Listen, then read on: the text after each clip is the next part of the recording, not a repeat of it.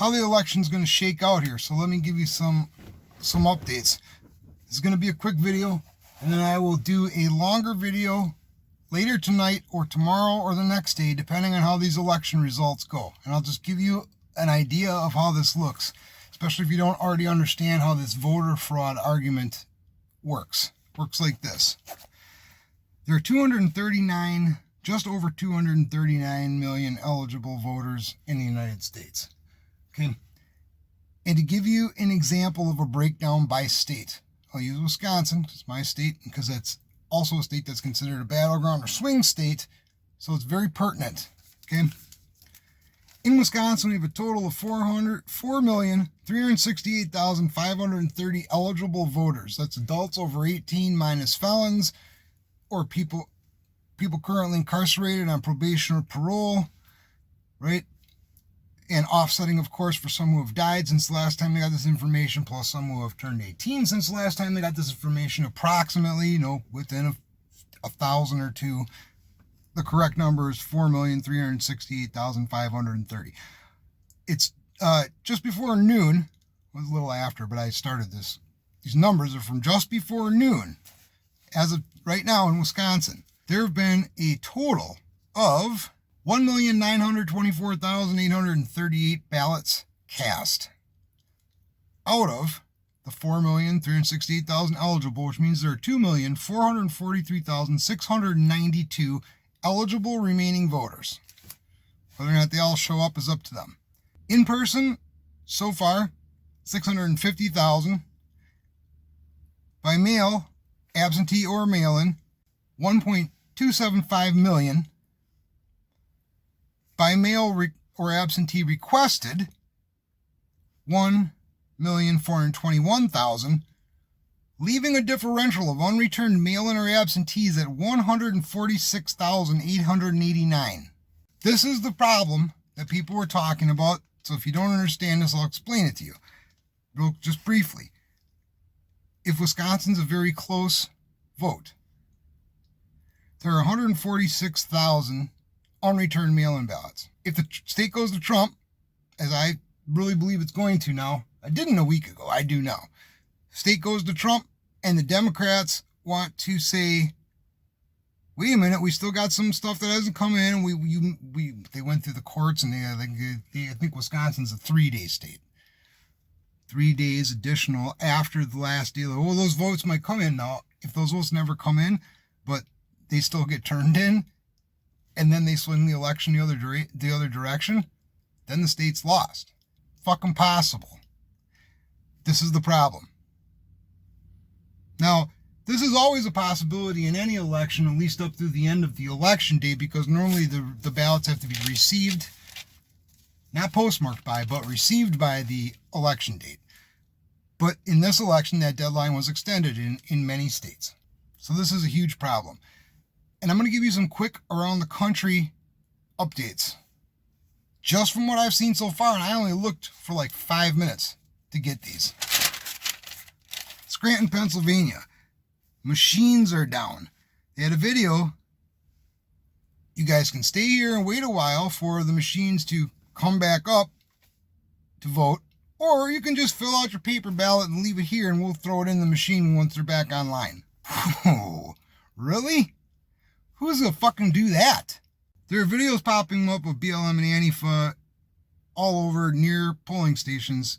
And I did see one video of a Trump supporter near a polling station, but there was no context to that video as to why. And that was a guy who had a flag on his truck who was near a polling station, whereas the BLM Antifa ones that I've seen so far, they were like actually right by the door. Harrisburg, Pennsylvania.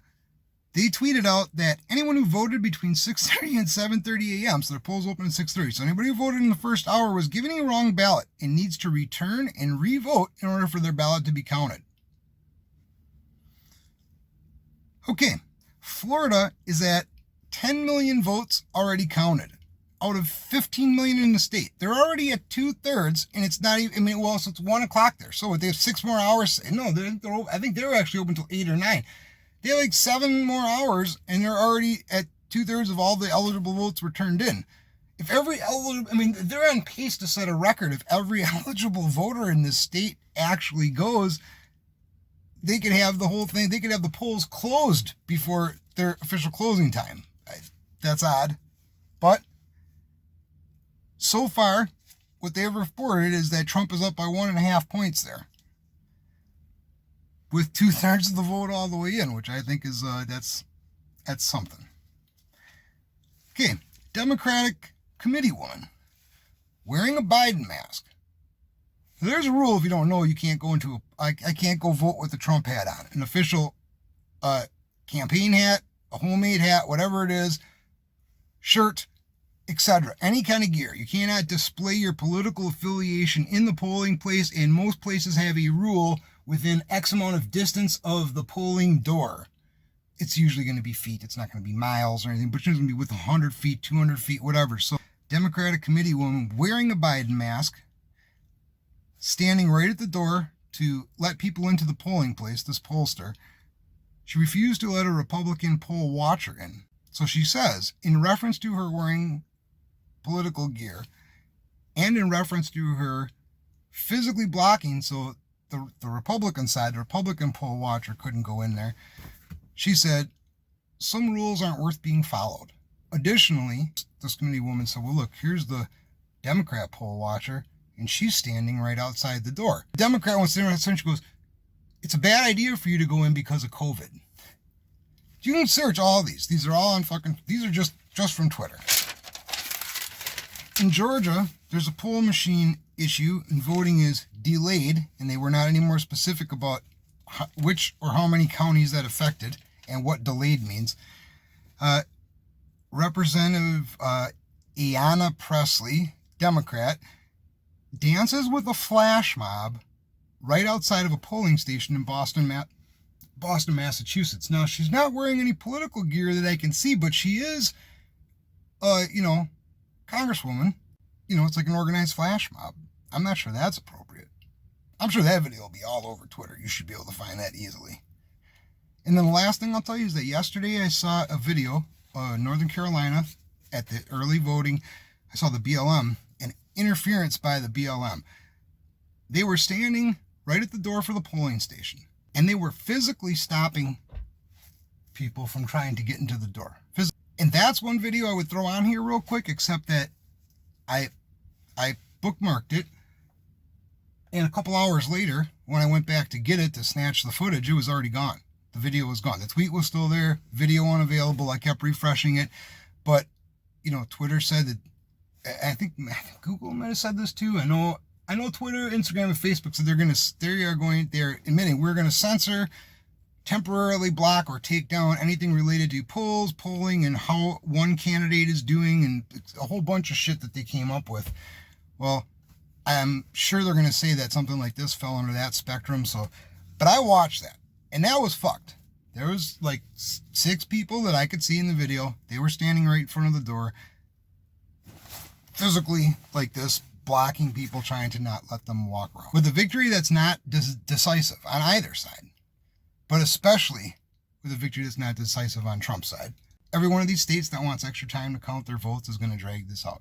Every one of these states that has something going on, like I just described to you with Wisconsin, is going to be able to say, oh, well, we got to wait and see if these other votes come in. And I'm just guessing we're going to get this incredible turnout rate, higher than we've ever seen before. And all of those that they're going to allow us to track, that super high turnout is going to come from the mail, and they're going to say, oh, well, it's the convenience of mail-in voting. That's why we had 100% turnout. That's why 140, we were down by 120,000 votes, and that's why 146,000 showed up within that 3-day cap that we got put on there. This shit's real, man. This shit's real. I can't believe it. Now, if Trump wins, even if Trump wins and they still have that argument about late votes, there's still going to be rioting. It'll be a lot worse if Trump's win is decisive. Something is going to have to be done if our election if it becomes apparent that our election is compromised. Something's going to have to be done. That's one other thing I'll say too, is I saw several segments this morning on Fox, which, I'm not a huge fan of watching news. I've said this before. It's just national news, not local news, and I generally watch Fox, and I just watch a couple of people. Every once in a while, a different segment. So this is somebody there was a couple of people I don't normally watch, but they had invited Democrats on the show, and they were talking about their comments about the election. And I saw two different Democrats this morning do the same thing Pelosi did with well, we just hope that he leaves office respectfully and gracefully because we know we're going to win. And, and they're setting the stage. And when they were asked about this type of ballot issue, well, you have extra time to count the votes, which we don't normally have. It's normally supposed to stop once all the turned-in ballots and ones that were already mailed in are done. Now you're adding a couple days on there. What would you say? One of them was a congressman and one of them was somebody else from the Democratic Party. What would you say to state that you can turn around specifically on mail-in votes that come in after the day that they're supposed to be done, dude? And they had just circular rhetoric, man. So their fucking table is set, knife, fork, sauce. They're just fucking waiting. Trump wins and doesn't win by enough. They're going to do this. And now what's the right going to do? I'm technically on the right? At least in this instance. So, I haven't heard nothing. And honestly, that CNN and fucking NBC would pick up on any kind of chatter about any group. I haven't really heard anything. But I'm going to say, if it does happen, we cannot let that stand. Once our elections are compromised, we have lost. Once our elections mean nothing, then laws mean nothing. We've already seen these protesters try to make laws mean nothing because they've been in areas where people have been exceptionally tolerant of a lot of the criminal behavior. Half the country already thinks that that's okay, though only a small portion are acting out that way. Well, what happens if that whole half of the country that thinks that's okay or acceptable, or at least did a couple months ago, what happens when they're all like, fuck it, we can just do whatever we want because we keep getting away with it? And what happens then when the rest of us start to say, well, fuck it. If they can do it and get away with it, if our elections don't fucking mean shit, we may as well do whatever we want to. A fraudulent election cannot stand.